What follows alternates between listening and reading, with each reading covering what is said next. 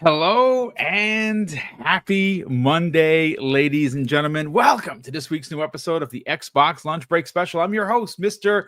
BoomStick XL, here with Fuzzy Belvedere, one half of, well, a dynamic duo, if you will, when it comes to Monday content. And, well, we're happy to be here again. Who would have thunk it that over the weekend, Fuzzy Belvedere, we would get breaking news from the likes of Tom Warren and the bunch regarding, well, Lego Horizon Adventures potentially dropping onto Xbox the first quarter of 2025. And it's interestingly enough, I had called that, if you remember, about 6 weeks ago, where I said it would be March. And, well, it looks like that is possibly happening. We're going to get into why it needs to happen for Sony Corp in a second. But second half of the show, we got to get into this madness known as Obsidian Entertainment. I mean, holy matrimony. Not only are they dropping Avowed in February with a confirmation date, and that game looks better and better each and every time I see it, but somehow or another, The Outer Worlds 2 is also releasing. So, look, I got some thoughts. I got some theories. What if and when these games are released, sure, there's going to be a team that's going to maintain updates. Sure, there's going to be some DLC for each one of them, as they always are. And there's going to be team left over for, keeping up with the Joneses. But what else are they working on? Because, damn, I mean, two bangers, two potential RPG, Game of the Year RPGs. And we're not even talking about Fable. I mean, Xbox seems to be hitting on all cylinders, especially Obsidian, probably one of the best pickups for Xbox, for Microsoft. I'd even dare say, ladies and gentlemen, that I would compare them to Sony's Insomniac games. I think they mirror each other really, really closely. And that is a tremendous compliment, because one of my favorite PlayStation studios still remains to be Ted Price's Insomniac games. I love everything that they do. And I know some people are going to push back and be like, yeah, it's Spider-Man, boom. No one cares. I hear you, but I still dig those games. And I'm looking forward to Wolverine. I'm looking forward to Venom, should it actually release next year. But we'll get into that in a second. Fuzzy, hey, how you feeling, man? Welcome back.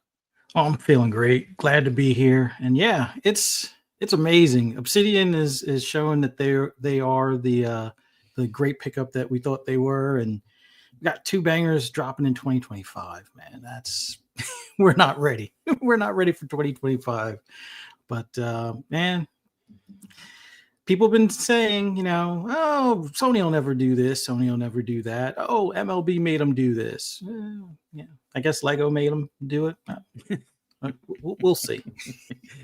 We're going to get into some evidence-based conversation because, folks, as a former police officer, there's nothing like evidence. Have an opinion. And if yours differs from mine, that's awesome. I love having discourse with difference of opinions. But you can't argue facts. You can't argue numbers. And we're going to talk about some evidence-based conversation as to why Sony Corp absolutely needs to start putting games everywhere else. But listen, welcome, Web Dave, my brother from another, making his triumphant return. We haven't talked to Web Dave in a minute. He's been, doing his thing on his channel. Last night he had two infamous gamers and community members known as Sean, and of course the one-man dark podcast leader himself, Dirt Griggity, two of my favorite creators. They are and swim in the waters of console war rhetoric, and they are damn good at what they do. Web Dave, how you feeling, brother? Welcome back. I'm feeling pretty good, Boom. Can you hear me okay? We can hear you A-O fine there, kind sir. Good. I had a big technical issue and continued this morning, so I'm going rogue. I'm on my phone. I'm on a headset, but we're getting it done. Well, listen, nice. It's good to have you here. You sound good. Thankfully enough, you're on the headset, which is awesome. It's great to have you back. You happen to jump in where we're going to get right into some of the biggest news that happened over the weekend. And of course, Fuzzy Belvedere, I sent you over the story. And of course, there are people pushing back when I had tweeted about this. One guy was like, hey, you're starting to sound like this kind of a creator, Boom.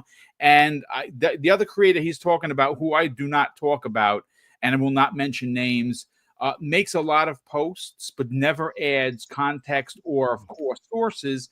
Well, I said, listen, I know you can read. So here's the source. And the source is away from Tom Henderson of Insider Gaming. And the title, and the lead title, ladies and gentlemen, is Lego Horizon Adventures could be coming to Xbox in the coming months, it's claimed. Now, granted, this is a quote-unquote rumor, but according to the story, and I'm going to read verbatim, folks, that's according to Arab media outlet Just Play It, who claims that their sources have said that Lego Horizon Adventures will be coming to Xbox in the coming months. While the outlet did not give a specific date, they said it's likely to come in the first months of 2025 at most, and even went as far as to speculate that it could be sooner. This move, according to the article, comes as the console exclusivity strategy between platforms has shifted in the past few years. PlayStation has seen tremendous success in bringing some of its titles to PC, whereas Xbox has decided to bring the majority of its exclusives over to PlayStation, and that's 4 so far. Now, we know that in 2025, exclusivity is going to be a bit of a mixed line. You have Doom, The Dark Ages releasing on everything. You have the next Call of Duty, which is rumored to be a sequel to Black Ops 2. Of course, like this one, Black Ops 6, it's going to be releasing everywhere. Indiana Jones is and has been confirmed for a spring release for PlayStation 5. And, well, what else could be added to that? Well, we don't know, because all we know so far are the standard fare Doom and the next Call of Duty, which makes sense, and of course Indiana Jones, which was announced during the summer showcase. And that's not a surprise, because it is a multi-plat. The multi-plat strategy that Xbox is taking, a lot of us don't like it, but this is just what it is. Now, Sony, this is where we get into the evidence-based conversation, gentlemen, and panel and chat, because, listen, if you don't like this type of strategy, I'm right there with you. But I understand that this has to happen specifically for Sony Corp. Now, why do I say that?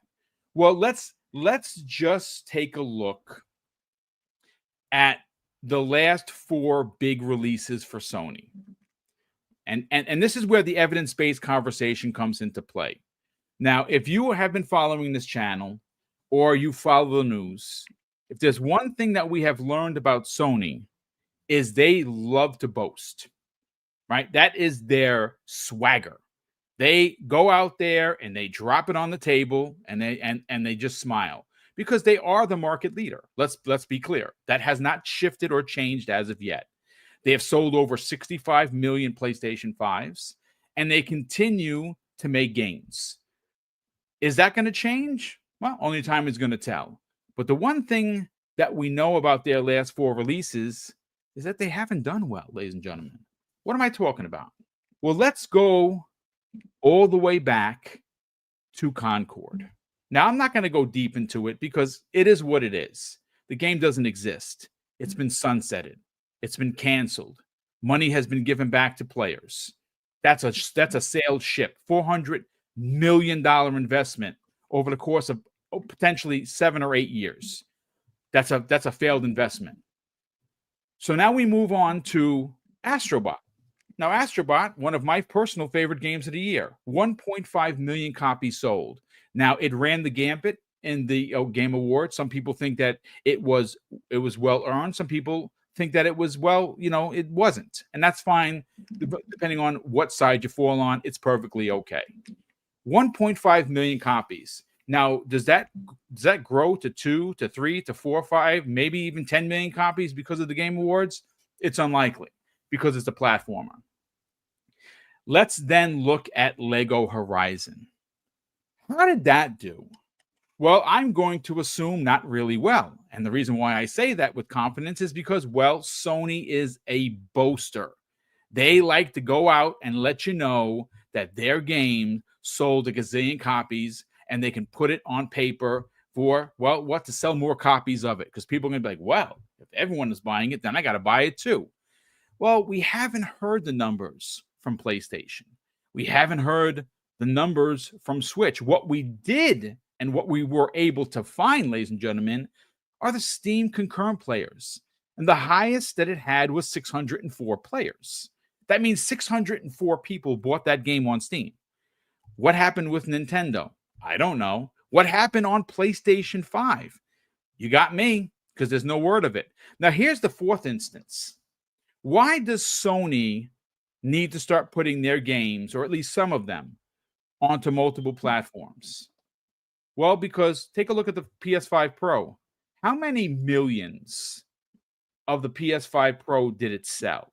Can anyone tell me? Is there a number? Is there an article that you can show me, that you can DM me, that I will then read verbatim on the right now live on the air? Well, there isn't any, because Sony isn't talking about how many systems they sold. We don't know. So when this article comes out, Fuzzy Belvedere, on the weekend, I think there's a lot of validity to this. I think that this is happening. I think this is the first of many. Now, look, let's be clear. God of War is never coming to Xbox, as it shouldn't. That is a PlayStation IP that, in my old man opinion, should stay exactly where it is. Uncharted. Is Uncharted dropping onto Xbox? Nope. What about Ratchet and Clank? Because I think that would sell probably quite a few copies on Xbox. Nope, that should stay where it is as well. There are certain IP that belong where they belong. Gears, Halo, Forza belong on Xbox. Now, is that gonna happen? Are they gonna stay on Xbox? Shit, I don't know. Probably they're gonna go to PlayStation at some point. Do I agree with it? Absolutely not. I think there are certain lines that should not be crossed. Well, Phil Spencer's running Xbox, not me. He said that there are no red lines. We'll see what that means starting next year. So, Fuzzy, this is a no-brainer. This is a no-brainer, and I'm going to say this right now. Unlike a lot of the PlayStation people that clip this show on a regular basis for their Twitter wars about the way I talk about PlayStation, I'm buying Horizon when it comes on to Xbox. You know why? Because I own every single Lego game ever released on the box. You name it, and I own it. And if I don't own it digitally, I have the disc. That means every one of them, because I love Lego games. I think that they're fun. I play the heck out of them with Tyler, and I will continue to play. And again, he has no affiliation with Aloy, but I will play this game. I will buy this game on Xbox, unlike many of the PlayStation gamers who only talk about playing games and actually don't play any at all, which is why these cowards hide their trophy list, because they don't want you to know that all they play is Twitter. They want to come off as some sort of, defender of the universe. But let's reel this back in. Let's talk about the evidence-based conversation. Let's talk about Lego Horizon Adventures dropping on Xbox. And could you imagine if it drops into Xbox Game Pass as well? Not a good look for Sony. Let's get your thoughts.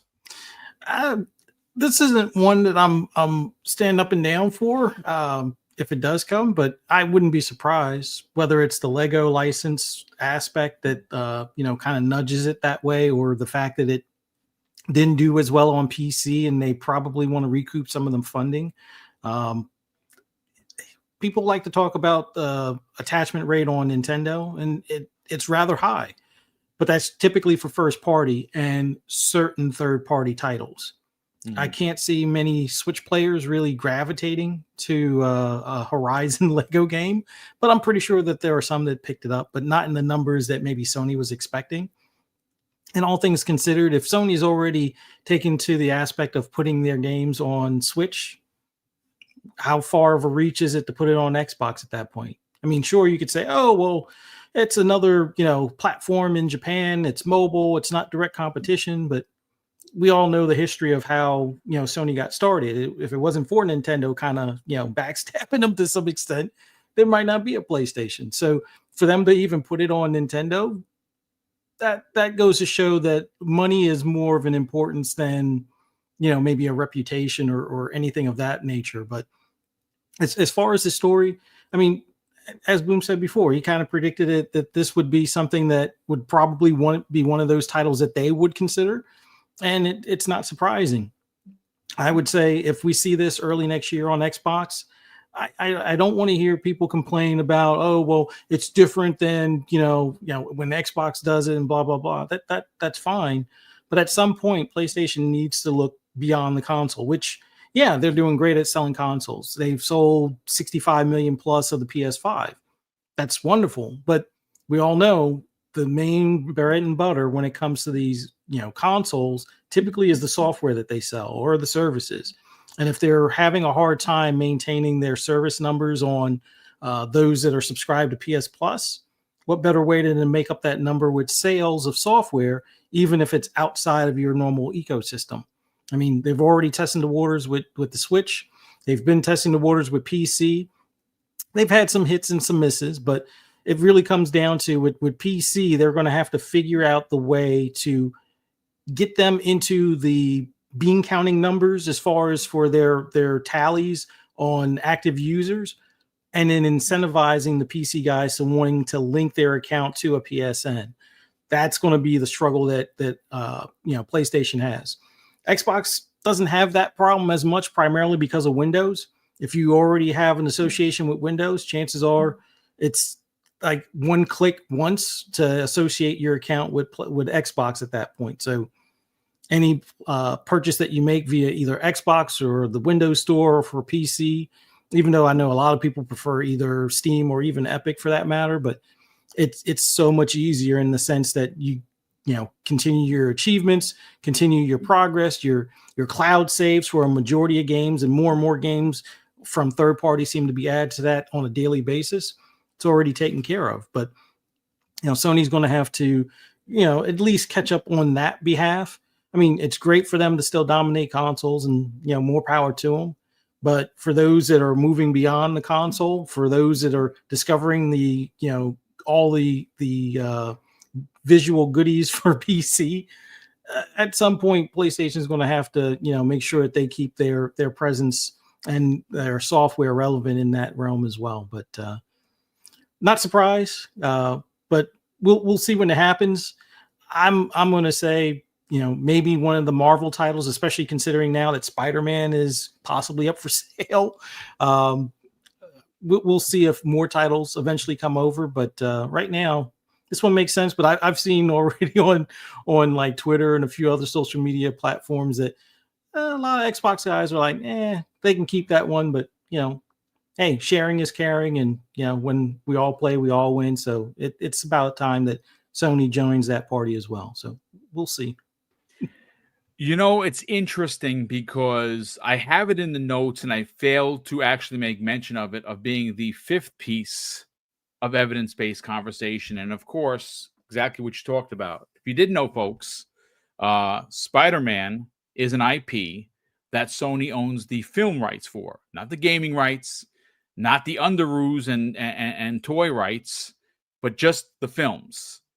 Well, Kraven the Hunter came out. Kraven the Hunter was cost over $150 million to make. Domestic box office, they made $14.2 million. So they spent $150 million plus. That's not counting marketing. And they made 14.2. Basically, it's worse than Madam Web, which is the biggest piece of shit film they've ever put together, right? So over the weekend, now I don't really talk about it on the podcast per se, but I swim in the waters of the trades as well as comics, comic book movies, the MCU, the DCU. I love all that stuff. I actually enjoy it so much that I thought about starting a sixth show, doing it on Wednesday afternoons, but I kind of put that on a back burner because there's just not enough time in my life. But if you follow people like Josh from Den of Nerds or Charlie from Emergency Awesome, they are two of my absolute favorites. And there is a scooper. Her name is My Time to Shine Hello. She has ridiculous connections, and she has been a source of scooping news for the past 2 years easily. And over the weekend, she broke the story that Sony is seriously considering selling the IP of Spider-Man and all of its characters back to Disney because of how poorly they're doing. Now you got to go all the way back. You have Venom 1, you got Venom 2, which I did not really enjoy, even though it had Carnage in it. You had Morbius, which the pun is Morbin time, right? Because that flopped. Then you of course had Venom 3, which I haven't seen, which supposedly is good. It has Null, the symbiote god, which is a big connection to Marvel Comics. We'll see what they do with that. And of course, you had Madam Web, which was before that, which flopped. And now, well, Kraven the Hunter with no Spider-Man, which makes no sense, is also flopped. If you're looking at Sony Corp, Web Dave, as an overall full picture, not PlayStation arm, not Sony Pictures. Let's look at Sony Corp. Yeah. Sony Corp has had back to back failures. Yes. I understand that, and I will continue to cap for Astrobot because it's one of my favorite games of the year. If you don't like it, I understand, ladies and gentlemen. It won a bunch of awards, but even though it's critically acclaimed, it's not a financial success. 1.5 million copies of a game only available on one platform that has 65 plus million users is not a good ratio. I don't care how you try to slice it. And when, of course, this is where the evidence-based conversation comes into play, Dave. You talk about Astrobot numbers, you talk about Concord failure, you talk about Lego, which we have no idea what they did. We know what they did on Steam, which was terrible. And I would imagine those numbers could easily mirror each other on PlayStation and Nintendo Switch. And then, of course, we have no idea how well or not that the PlayStation 5 Pro sold. I would imagine not, because Sony, again, they love to boast those numbers. And then, of course, you talk about adding to the conversation of Sony Corp, not just PlayStation. You have Kraven the Hunter. This is why they're going to have to make some drastic moves that a lot of their fan base are not going to be okay with. Let's get your thoughts. Well, there's a lot to unpack. Well, it's a conversational podcast, sure. brother, so take all the time you need. Well, I'll just say this to start. Sony, on paper, financially, is not the same Sony they were 10 years ago. Correct. Just not. They've gone through a lot of setbacks. I think the biggest start of that, was their VR2. Yes. That was a big gamble that did not pay off. And from there, they've had a bunch of those. The PlayStation 5 Pro, guaranteed did not meet expectations.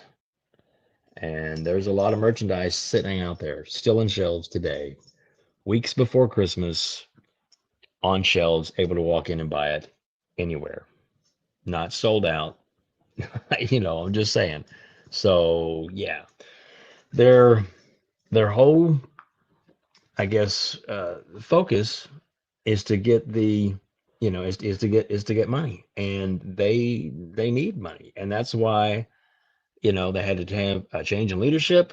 That's why they've done a lot of these other changes. Like we've said, and I've heard you say many times, the strategy of Sony has changed from what it was earlier in the year. Even Jim Ryan, when he left because they needed him to go. Right. A lot of his decisions did not work for them. He had big ideas, big plans, but you just can't make those things happen because you want them to. Can't will them. You have to actually make good product, and the product they've made isn't good. The decision to scrap factions, and then these the Spider-Man multiplayer that they were working on, and other games that, from what we understand, were pretty close to being uh, in playable form or something that would could be tested out and fixed and tweaked, and then to just cancel them, drop them, all that cost money, all of it. So I'm like Mr. Doom and Gloom for Sony. Sony is a big corporation, and I'm sure they're going to be around, but they're definitely assessing their situation and reevaluating certain things. They were going after Paramount, but they couldn't buy them by themselves. And so when that other company that they were trying to go in with, took a little closer look at Sony's books and decided maybe we shouldn't do this, and they backed out. And another step back for Sony. And then now, supposedly, this From Software, they have interest in that, but they don't necessarily want it all. Why don't they want it all? It's because they only want what they can afford and what they think they can get the most money or return on their investment from. That's clearly what it is. And with that, you need they need a big hit. And yes, at the award show, they did show what looked to be a promising game coming out either next year or the year after. We haven't heard any more from Wolverine. There's no big showcase like everybody fanboys are hoping for. I get it. We've been there, Boom, right? We've next E3, right? Right, Boom? Yep. That's what it's going to be next E3. That's right, Fuzzy. Yeah. And now it's Sony's fanboys' turns to basically, next showcase. That showcase is coming. Right? Colin said it was coming last year, right? He was guaranteeing it was coming. He knew, he had inside information it was coming. Never happened. Whether it was a change of plans or whatever, it didn't happen because they don't have the resources and they don't have the product in place. They're relying on a lot of third parties. Well, they relied on them so much that they've damaged a lot of relationships with third party, a lot of relationships. Yep. Square does not really want to play ball with them anymore because that hurt them as a company.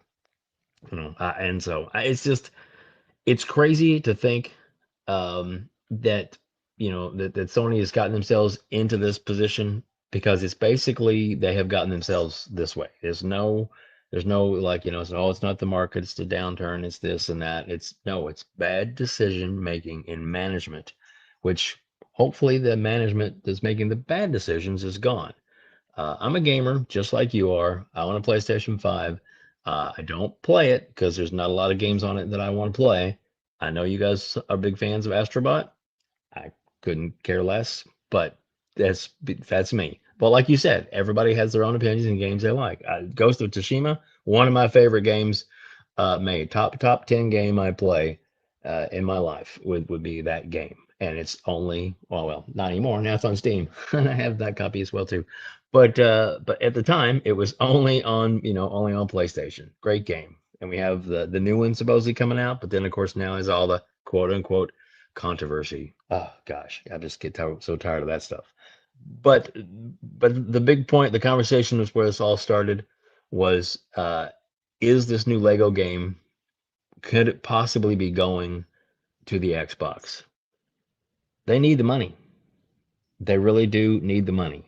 And even though the product isn't their best, it probably is not going to be hard for them to make it to where it'll be available on Windows, Steam, Xbox format, and why not? I have a feeling they'll be like some of their big games, Spider-Man and such like that they're gonna hold on to because they feel like that's gonna like Microsoft needs to hold on to a few exclusives themselves. No matter how far deep they go down the well, they need to hold on to some exclusives. Some for sure. But we'll see how that goes. There's a lot of talk, a lot of this, and a lot of that. But right now, it's 5 games that we know of. I mean, 4 that are out and 1 on the way. That's all that's officially been announced. Now, is there more coming? Yeah. But we'll have to wait and see what they are.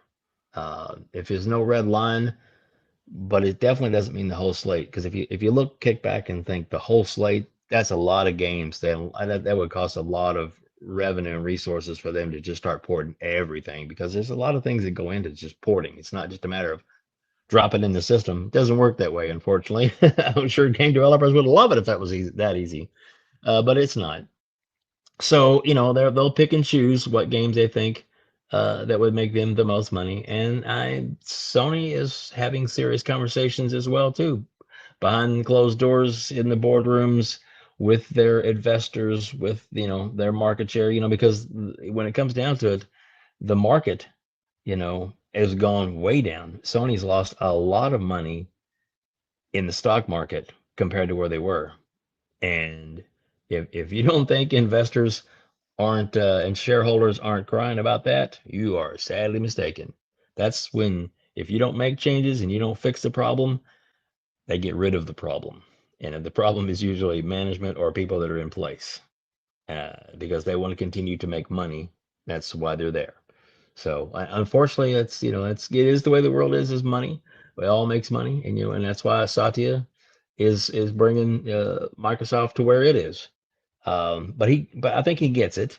I do think he understands that there is a certain bit of give and take, that they're going to have to make some sacrifices here, but yet they're going to be able to, and Phil Spencer being in charge, I think he is able to really pan out and figure out what's the best way to go.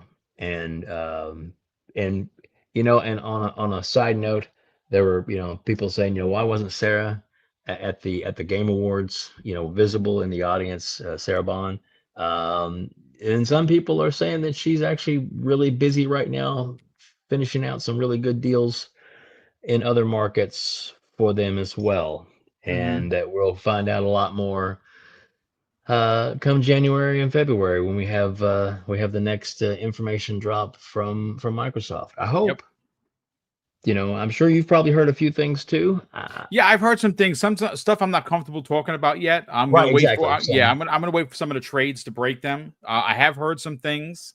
Again, I'm just not comfortable talking about it because I don't have the thumbs up okay to talk about it. But yes, I like you, I have heard some things regarding Sarah Bond and what their plans are.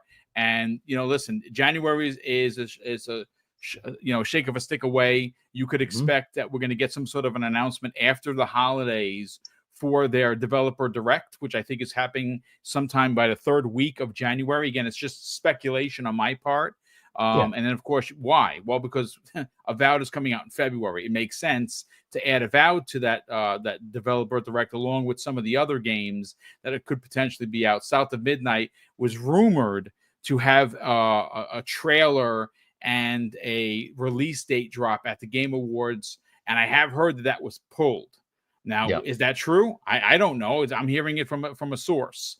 I would imagine that that's another game that could show up with a full-on developer direct with gameplay and a release date, which again is rumored to be March. So we will see. But Dave and Fuzzy, there are two companies moving in different directions.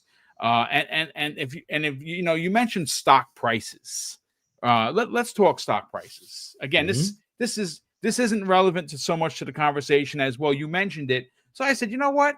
Let me go see what he's talking about. Well, right now, Microsoft stock is seeing a tremendous amount of gains, and it's currently trading at $447.92 per share. So if you want to share, it's almost $500. Well, let's take a look at what Sony is. Oh, well, Sony isn't doing so well. They're down 0.19% and a total of 0.88%. Today, they're trading at $21.50 per share for Sony. Hey, Boom. Yes, sir. You have Microsoft shares, don't you? I do. Yes, right here, right above me. Quite a few of them, actually. as a gift from Mrs. Boom many years ago. So yes, you gotta love her insight. She's an amazing woman.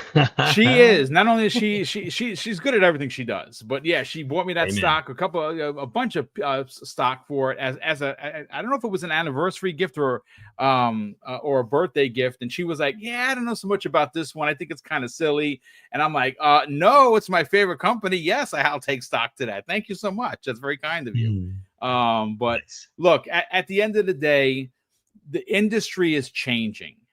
Microsoft is moving way faster, and that has a lot to do with the ABK deal and the egregious amount of money they paid for it. Now, is that going to pay off? It's paying off as we speak now, ladies and gentlemen. Hand over fist, they're making money. But Sony is going to do what Sony does. They're gonna follow and they're gonna copy, as they've done many times before. And when they do make these moves and these transitions, they are slow. They are heel dragging, because that's just who Sony Corporation is. And unfortunately, how you can tell, gentlemen, that the tides are significantly changing for Sony Corporation is look at PlayStation. There are no OGs left. Stu, who was the last one there, he's old school. He's gone. Now what is he gonna do? According to an interview he did, I said originally Microsoft should hire that dude for Japan. He has a lot of connections, but he's gonna do voiceover work. Good for him. Enjoy your retirement. He certainly earned it after 30 years. Who's left? Herman Holtz. Is he OG though? You know what I'm saying? Yeah, he's been there since Killzone, so I would consider him OG. He's currently sharing a dual role as PlayStation president. How long that dual role continues, I have no idea. I think after what happened with Concord, you got to remember, he came out and he said Concord is our Star Wars. And then Concord, well, you kind of know what happened to Concord. That's not so great. So we'll see what happens. Again, Astrobot is a triumph.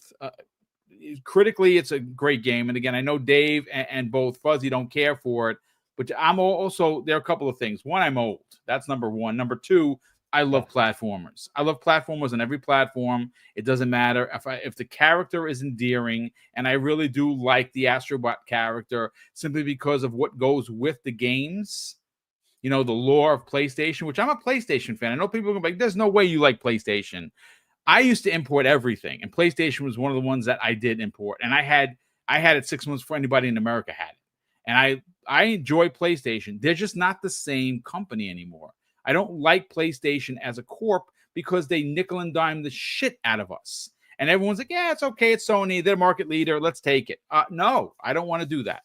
So look, at the end of the day, right now, Lego Horizon, rumor coming to Xbox first quarter 2025. I think it's going to happen in March. I think it could happen, according to the article, potentially sooner. And it makes sense. Even if Sony only sells 1 million copies, let's say, for instance, 1 million people buy Lego Horizon. It's 1 million people. It's the same amount of people that bought Sea of Thieves on PlayStation 5. And that's Microsoft apparently was happy with that. I'm sure Sony would be happy with an additional 1 million sales. Is Xbox going to save Lego Horizon Adventures? No, it's not. It's, I'm going to buy it because I like Lego. Are you going to buy it? Probably not. And that's fine. But I know that I'm going to buy it. Unlike a lot of the frauds on PlayStation side who talk up a good game and never buy anything. And when they do buy it, they wait for sales. So again, it is what it is. But we got to get into the second topic, Fuzzy Belvedere. And that comes the way of, well, Obsidian Entertainment. As you heard me say in the beginning, I think Obsidian was a steal when it was announced in 2018. And if you look back to who they've picked up and what's coming from those studios, my God. If you think about what's happening next year on 3 of those studios, think about this for a second. In 2018, right? And we're talking pre-E3. Xbox Game Studios had like 5 studios. It was awful. It was terrible.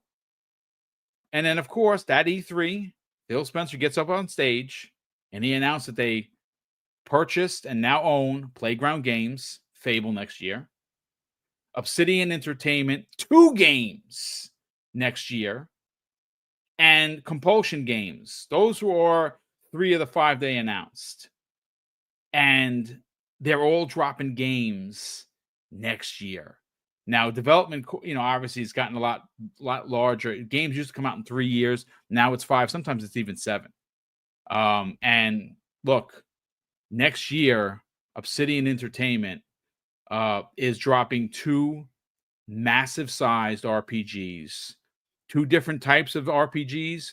One space, a space opera, if you will, and of course you have your classic Dungeons and Dragons to open up the year. Fuzzy Belvedere, this is going to be a monster year for Xbox, but an even bigger year for Obsidian Entertainment. Before I get to your thoughts and theories, I do want to catch up on Super Chats. We got 4 of them here, and I will get to those and then get right back to you, Fuzzy Belvedere. Will Broke Boy Lewis, generous friend of the program, drops an outstanding $5 Super Chat. Will goes on to say, don't you enjoy when PlayStation fanboys post articles from Tom Henderson, Paul Tassi about Xbox, treated as fact, but Xbox posts it's just fine rumor and not true? Look, there is a particular rumor that Jez Corden made mention of it. Now, Jez, listen, I consider Jez tip of spear for journalistic integrity. If you don't feel that way, I'm not going to fight you on it. That's how I feel.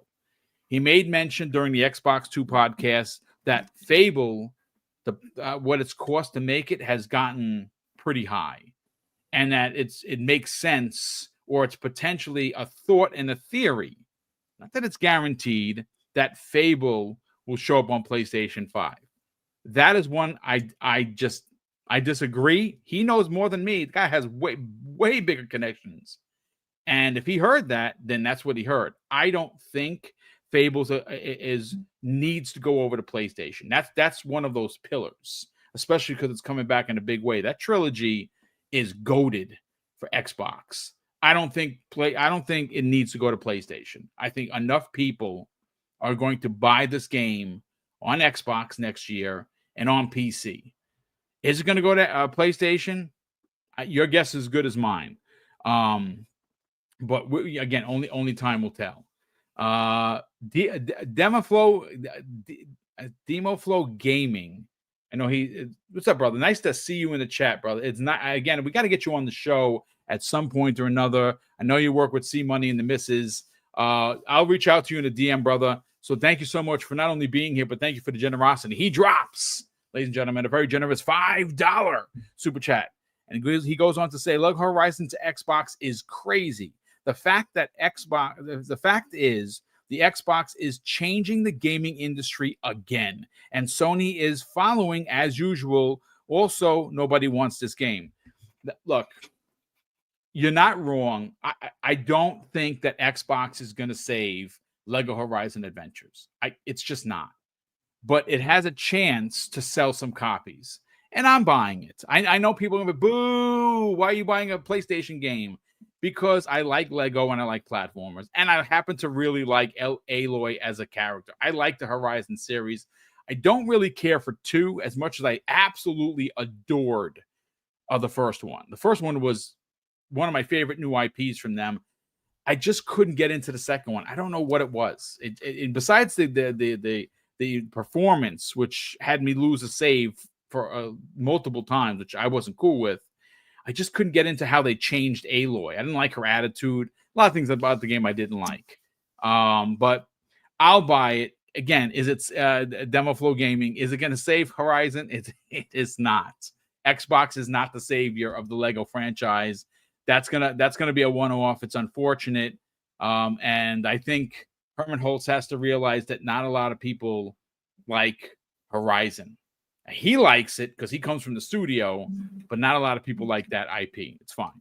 Will Broke Boy Lewis drops a very generous additional $2 super chat. And Will goes on to say, so it looks like no new hardware this holiday. Yeah, I was disappointed. I mean, I said it on Friday morning's Breakfast with Boom. I was wrong about the handheld showing up. I thought for sure that they were at least going to show it, but Xbox didn't even bother showing up. I mean, okay, hold on.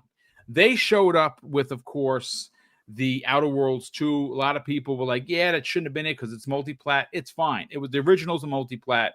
This is a multi-plat. That's fine. It's going to be. But I thought that they were going to show up like they did last year and kind of take over the Game Awards. They didn't. So, listen, sometimes you get it wrong and you got to come out there and be like, hey, folks, I got it wrong. That's what good leaders do. Highlander 001 drops a very generous $5 super chat. And hopefully you haven't run over any cars in your neighborhood with the tank that you wanted to buy. Nice to see you here, Highlander. And once again, thank you so much for the generous $5 super chat. And he says, my uncle gave me my Microsoft stock when it was an IPO right after I graduated high school. Then he passed. Ah, man, sorry to hear that, bro. He left his shares to me, tank money. See, that's the tank he's talking about. Yeah, first of all, of course, sorry for your loss, because obviously he was somebody important in your life. The fact that he left that to you is super important, which is why it'd be tough to sell, because obviously it came from him. But almost $450 per share right now for trading. That's a lot of money, man. I mean, and we could get, if they buy Take-Two next year. We'll see. We'll see what happens. Hold on. We have Finn Jermias. So Finn, thank you so much for being here. And of course, thank you so much for the very generous $5 super chat. And he says, I switched over to PlayStation. Now I agree with Phil's vision. I want all Xbox games day one on PlayStation. I hope Jez is right. Now listen, this is a well thought post by Finn. He switched over to PlayStation. Why did he switch? It's probably because of their high caliber IPs. Listen, if you don't like their first party stuff, I'm not going to fight you on it. I have a PlayStation 5 because I really do dig their first party games. I will say that Intergalactic, high list for me, man. That game looks freaking. I know it's a CG, and I know a lot of people are pushing back our female lead, and I don't like what they're doing. You know what? Good for you if that's how you're going to judge how you play a game. To me, what I saw is that game is going to be focused on the 80s, one of my favorite eras because I'm old, 86 more specifically. If you are an OG and you remember Cowboy Bebop back in the days, this game is heavily influenced by that. It's even influenced just look at her as a character. Look at her red jacket, Akira. Like that's still one of my top 10 animes of all time, right? And this game seems to be hitting that nostalgia vibe, at least for me. And look, it's Naughty Dog. I know I didn't care so much for The Last of Us 2, and it's for a lot of reasons. I hated the direction that they took Ellie. Absolutely hated it, but fell in love with Abby. She became one of my favorite characters. Loved Abby as a character. Hated what they did with her at the end. Just freaking awful. Completely ruined the game for me because I really digged her character specifically. But that's enough. Now we lost Dave. I don't know if he had to jump out or not, but if he's going to get back here, we'll get him in here.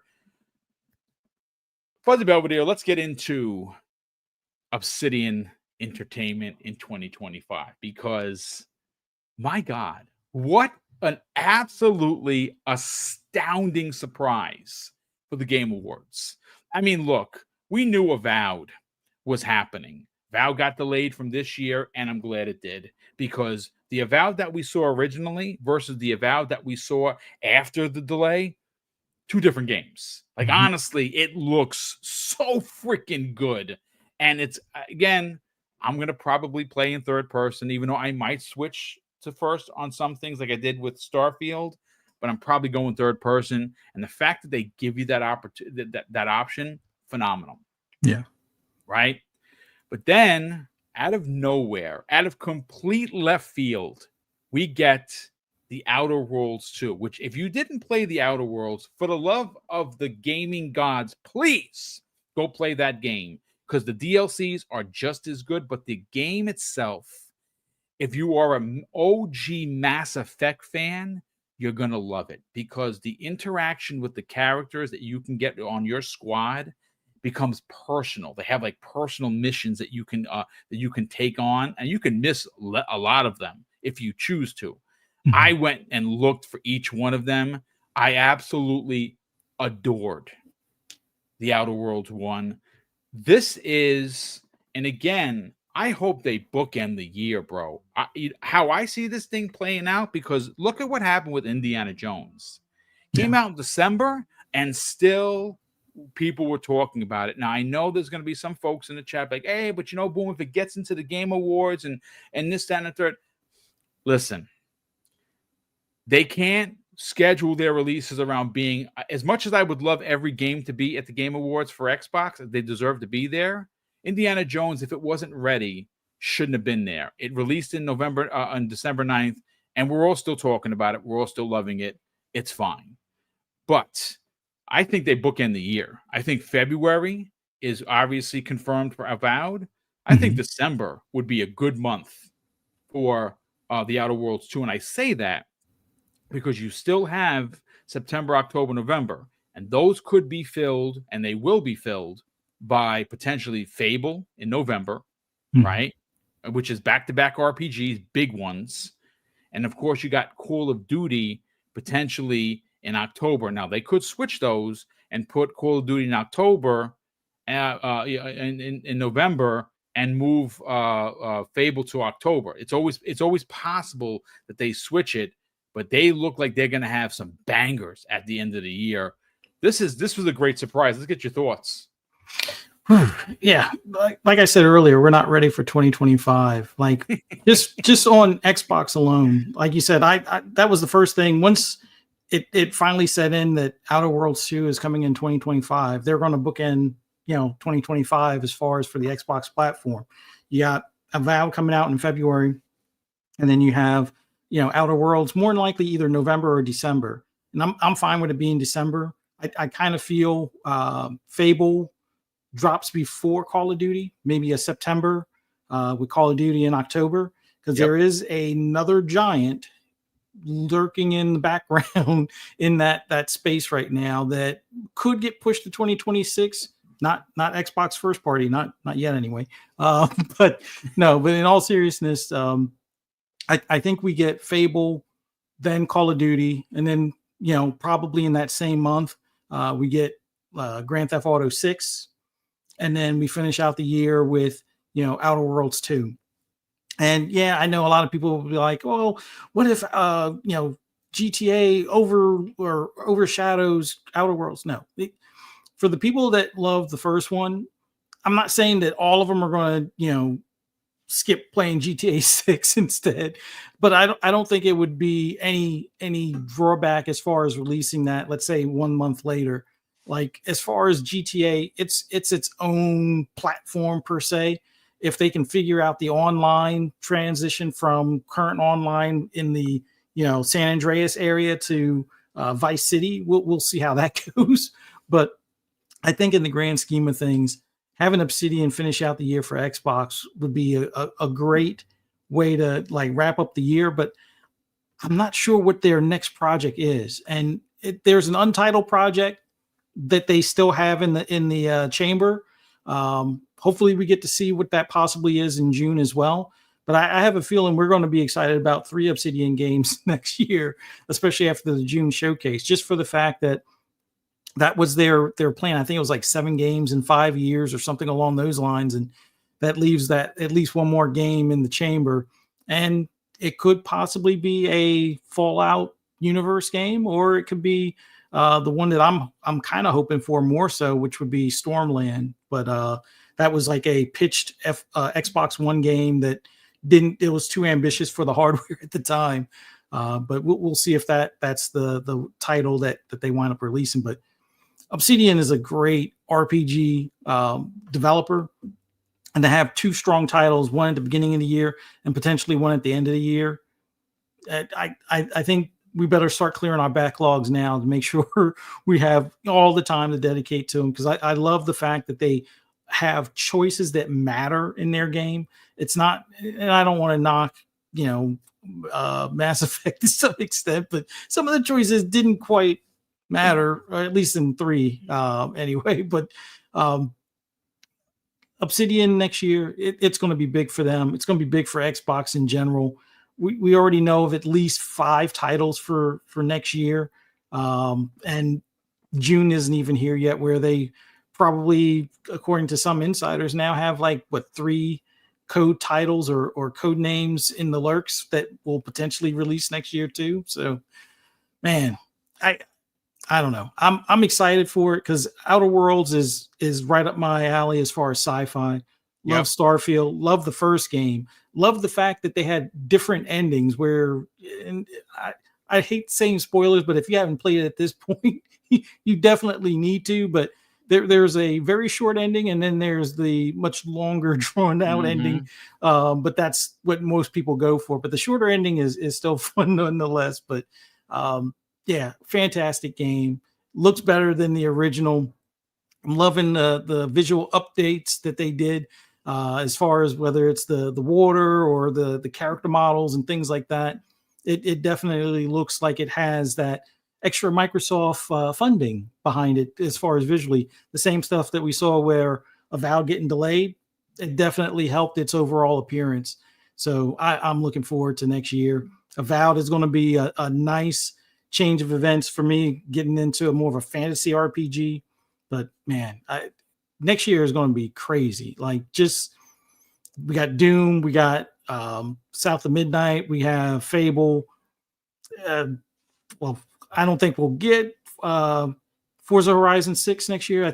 I'm still thinking that's 2026. I think that's going to be a launch title for the new console. Personally, I think that's what you wait, because obviously, if there's one thing to show off your hardware that we know is legit, it's a racer, and no one does it better than Playground Games, and there are no better racing franchises than what they do over with motorsports, and now, of course, Horizon being, in my opinion, top billing. I think Horizon is leaps and bounds better in every way, shape, or form than the motorsport, but that's because I'm an arcade racer, kind of a gamer. But I think that you save that for your console launch, and I have a thought and theory about that as well. I mean, if you just take a step back and you look at what they have coming out, right? The roadmap is there. You can follow it very easily. Oh yeah, 2026 is going to be a very interesting year, and I say that because you have the potential of the trilogy, or the Trinity, if you will, releasing for a new console. The new Halo has been worked on for quite a while. They're working on it right now. We know it's Unreal Engine 5. Forza Horizon 6, Japan, potentially, possibly. And of course, Gears E-Day. Could you imagine if they launched the next console with the Trinity? I mean, it's kind of lining up, ladies and gentlemen, and it seems like it's freaking possible. I mean, we will definitely see, but good stuff, brother. Good stuff all around. Listen, I thought we weren't going to have him back, but Web Dave is here. So, Dave, while you're here, and after this, we will get to the last couple of super chats, and then we will get everyone out of here. I do want to, direct your attention to topic number 2. Yes. And that is, of course, the fact that Obsidian Entertainment is not releasing one RPG. They're releasing 2. And if there's anything that we know about Obsidian is they're damn good developers. Yes. And when perfect example, and like Fuzzy said it while you were away, a perfect example of the difference of trying to fund your own game like Obsidian used to do, and they did with, and again, they did have some backing, but there's a difference between Microsoft money and pretty much everyone else. And the one thing that we saw specifically with Avowed is that from its delay to now, the character models and everything about that game seems to have been given an upgrade, almost to the point where they look like action figures that you could take out of the screen and put on your desk. Well, what we saw in the trailer at the Game Awards for The Outer Worlds 2 looked very similar. And that game, in my opinion, and I think Fuzzy said it also, is leaps and bounds better looking than the original. And the original was phenomenal. This is going to be a triumphant year for Xbox, because if you consider, and if you're into sales numbers, PlayStation's biggest games coming next year are going to be from Xbox, which is Doom, Indiana Jones, and of course, Call of Duty. Now, granted, yes, there is Death Stranding 2 on the Beach is expected to release next year. That's no longer an exclusive. That's a timed exclusive. And of course, Ghost of Yotai, super stoked for that. I cannot wait to play that game. I love the original. I was hoping to continue Jin's story, but you know what? I'll take a side story. Not a problem.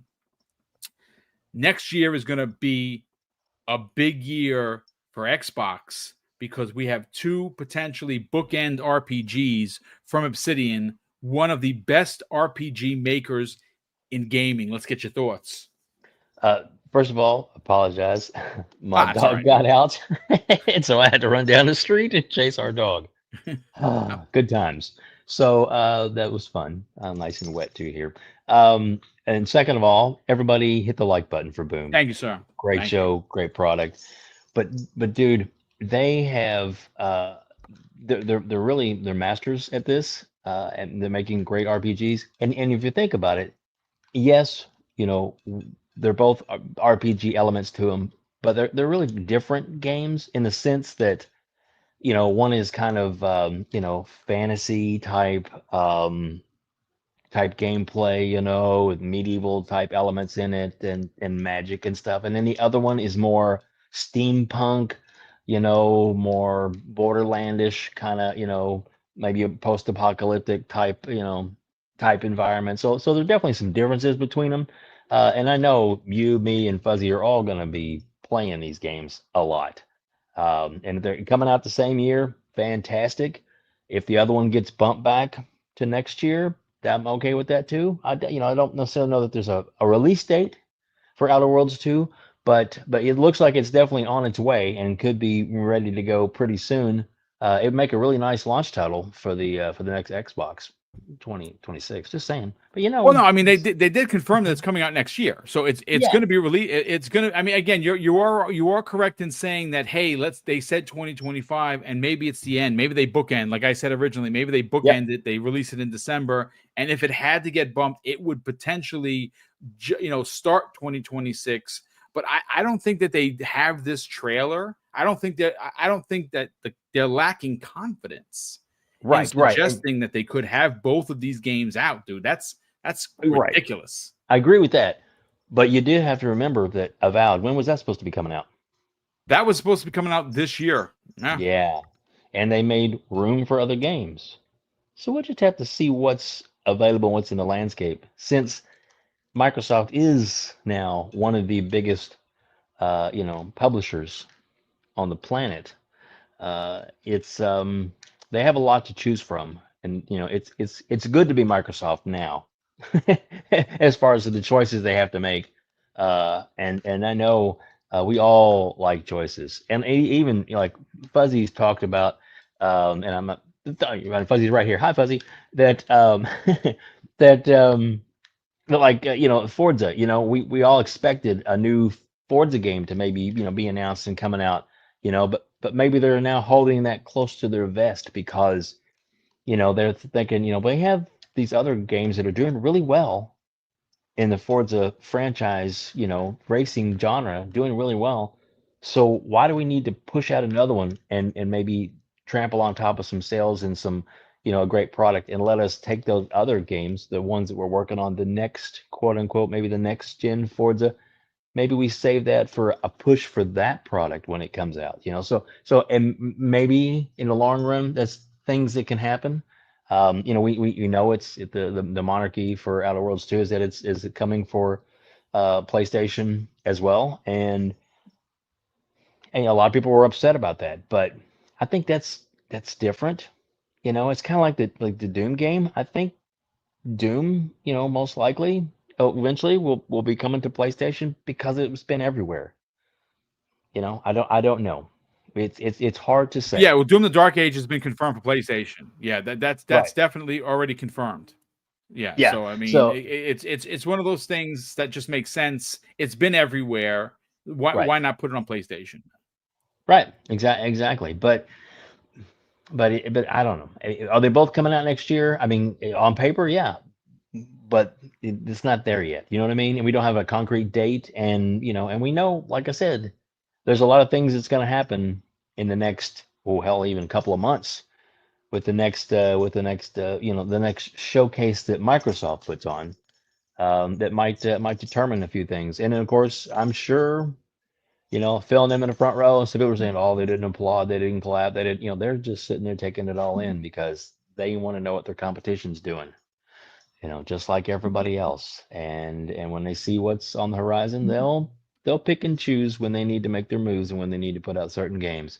They didn't get to be a $3 trillion company by guessing. A lot of That research is was involved absolutely in that. correct. Yeah, no, it's good stuff all around. Thanks, Boom. Look, at the end of the day, next year is loaded for Xbox. It is also going to be a big year. Listen, start attacking your backlogs now, folks, because I think you're in trouble if you're not going to. I know I'm in trouble because I barely have enough time to play games, and right now I'm back to Vampire Survivors. I needed a bit of a palate cleanser after beating, running through Indiana Jones the first time. I got to go back and clean up my achievements, but I beat it after 51 hours, had an absolute blast. One of my favorite games of the year. And got to jump back into Call of Duty because I got to keep adding to that 220 hours that I already have. And I got to get down with Will Broke Boy Lewis because us old men got to stick together as, trying to take on these kids on one of the best shooters, best Call of Duty shooters in probably a decade. Listen, before we get everyone out of here and I do the outros, let me just catch up on the last two super chats. And of course, speak of the devil, and he's not the devil, ladies and gentlemen. He's a very generous friend of the program. Will Broke Boy Lewis drops not one, but two additional super chats. And the first one of $2 says Doom: The Dark Ages has to fit in next year as well. Man, maybe a June release, right? Maybe it's a late May release for that. That seems about right. I mean, it could very well be at the end of the year. Hopefully, they space these things out like they said they've been trying to get the one per quarter. I think we're going to get one plus more per quarter, it looks like. And lastly, Will Broke Boy Lewis. This is more of a complaint super chat. He says this after dropping a very generous $5 super chat. He goes, "Damn it," in all caps, Fuzzy Belvedere, I think I have a chance with Korkenstein and Silent Cypher out, and you take his point. He always loses his point. Korkenstein is notorious. I think Korkenstein's a hacker. And he's watching Will as we speak, which is kind of creepy. And listen, Silent Cypher, when that guy, and now you're stealing the points from poor Will Broke Boy Lewis. Will, thank you so much for the generosity. And of course, thank you for being a part of the show as always. Ladies and gentlemen, that is going to do it today for us here at the Xbox Lunch Break Special. I want to start first with Web Dave because he's obviously someone that used to be on several of these podcasts, one of which was, well, this one, as well as Breakfast with Boom, but real life has gotten in the way. And every now and again, he'll show up like he did today to drop his knowledge bombs. But Web Dave, last night you had two of my personal favorite community members in Dirt Griggity and Sean, both from Dirt Griggity. And they have their own YouTube channels, but obviously Sean is made famous not only for his great one-liners, but having very, very stout points about PlayStation and the way he covers it. And of course, Dirt Griggity, well, he has the one-man podcast that he does weekly, as well as his own show. And again, it's just fun content. And if you're into, console war rhetoric, look no further than those pair right there. But they were on the show last night. Let's talk about it. Sell your brand of your YouTube channel, but also tell people where they can follow you on social media. Thank you so much, Boom and Fuzzy. It's always great being with you on the podcast. And Fuzzy, I'll be reaching out to you. Maybe we can have you on our show again in the next month or so. Would love to have you back. But yeah, Boom, thank you again for the opportunity to jump Sure. on today. Sorry I had to step out for a minute, but my dog's happy. Even though I Well, at got least a your nice dog is safe, bath. and that's all that matters. Because Yeah, safe and wet and tracking all stuff kinds of stuff in the house, but that's okay. But we do we did have a great show last night. Outbreak Gamers Station. That we've been doing a lot of things here, but the actual Gamers Council show had its 100th episode last night, and nice. it was really a lot of fun, and it was great to have those guys on it. We pretty much picked apart, along with Hargeet, Chani, picked apart the Game Awards, good, the bad, and the ugly, and everything in between. But it was fun. It was a good show, and like I said, the whole reason I'm even in podcasting to this day is because of you, Mr. Boomstick, and I'll always be indebted to you for that, and really Thank you, sir. I appreciate it. appreciate the But kind words. everybody hit the like button for Boom. Hit that big like button. If you haven't subscribed, what's wrong with you? Subscribe to Mr. Boomstick.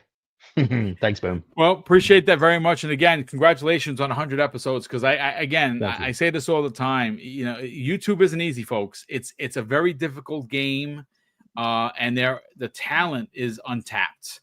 There are a lot of creators now. Some are trolls. Some of them are egregious, and they use hate rhetoric and for their stuff, which I do not dig. But there is a lot of really good shows out there. Dave happens to have one of those. And he had a pair of, again, two of my favorite creators, in Sean and Dirk Griggity. I think their content is great. And if you like satire, if you like console war rhetoric, look no further. But of course, Dave, thank you so much for joining us here today. Thank you for the kind words. And we've definitely got to get you back here for sure. Fuzzy Belvedere, let's sell your brand, of course. And if you didn't know, his YouTube channel is the best place for anything and everything in the racing genre. But he also is on a podcast with the missus Friday nights at 6 p.m. Eastern Standard Time called Fright Night with Ferocious Fee. It is a horror-based podcast. And I know that Web Dave has been on there, and Web Dave's a big horror guy. Silent Cypher is a regular. I've been on there. I was actually on there for the first episode, if I'm not mistaken. Definitely got to get back there for sure. Sell the brand of where people can subscribe to both YouTube channels, and more importantly, where they can follow you guys on social media. As always, Boom, thank you for having me on. Always love doing this on Monday mornings, and it was awesome having Web Dave on here again. Miss having you on here on a regular basis, but I understood, you had the schedule change and everything, and life and all. But look forward to more of these show appearances. Greatly appreciate you, giving your thoughts and everything, and always love hearing your takes on things. And for those that love hearing my rambles and rants on anything gaming related, just follow me on the app, formerly known as Twitter, at Fuzzy_Belvedere. You can also find me on Blue Sky, Instagram, Threads, everywhere but Facebook at this point. And if you're into the horror genre, definitely check out my wife's podcast on Fridays at 6 p.m. Eastern Standard Time called Fright Night with Ferocious Fee. Not sure what the movie is going to be for this week, but last Friday we just did The Substance with Demi Moore. If you're into body horror, it's an interesting one. It's definitely worth checking out, and check out the podcast to kind of get some of our feedback on some of the crazy things that happen. But as always, greatly appreciate everyone in the chat joining us. Hit that like button if you haven't already. Subscribe if you haven't already. We greatly appreciate it, and definitely just hit your backlog before the year is out, because next year, like I said, we're not ready for 2025, and there's so many titles that Xbox has that they haven't announced yet that we'll probably find out in June. So make some room now. And mind you, we haven't even talked about Clockwork Revolution, which I definitely think is next year. That's another one, monster game from InXile. But again, before we get out of here, we have a gifted membership from our generous friend, Nino Vistic, all the way from the other side of the planet, from Hawaii. So, of course, aloha to you and the family, brother. Thank you so much for being here. Thank you once again for gifting one Double Barrel Gaming membership. We truly appreciate it. And listen, these memberships, the channel memberships, as well as the concurrent channel memberships and the super chats, all go towards the big giveaways. And folks, you're not going to want to miss this Friday. As we've done 6 times before, we are Ooh. having our 7th annual Christmas with Mr. and Mrs. Boomstick. It is going to be the biggest show of the year for us. And look, we are giving away, folks, if you didn't know, maybe you're finding the channel for the first time, like, who is this Boomstick guy? What is he talking about? Well, we're giving away $2,000 in 2 hours. I don't know if it's ever been done before, but we're doing it. That's right. You heard correctly. $2,000 in 2 hours. We are, again, it's our 7th annual Christmas with Mr. and Mrs. Boomstick, and we are in the business of paying it forward and returning the kindness and generosity that this incredible community shows Mrs. Boom and I on a regular basis through super chats, through channel member chats, as well as gifting the memberships to people in the audience. And it's a total of 14 prizes, 10 of which are $100 gift cards to your platform of choice: Xbox, Nintendo eShop, PlayStation or PSN, or even Steam. And if you win, well, you tell me where you want those that $100 gift card, and we send it to you via via email. You can message me on Xbox Live, or you can DM me. And of course, well, this is the big part of the thing that we're doing. We're giving away 4 grand prizes worth $250 each. And what we're doing different this year is, if you win one of those prizes, we're going to be delivering those prizes in cash. That's right. You heard it correct. We'll send you a $250 prize via PayPal, and PayPal only, and we will take on the fiscal responsibility of paying the transition fee to get it to you. Now, if they charge something after that, we're not responsible, but they are going to charge us a fee to send you that money, and we pay that fee happily. So again, none of this is possible without the generosity of this community. And this is our biggest contest ever, closing out 2024, which has been a big year for the channel.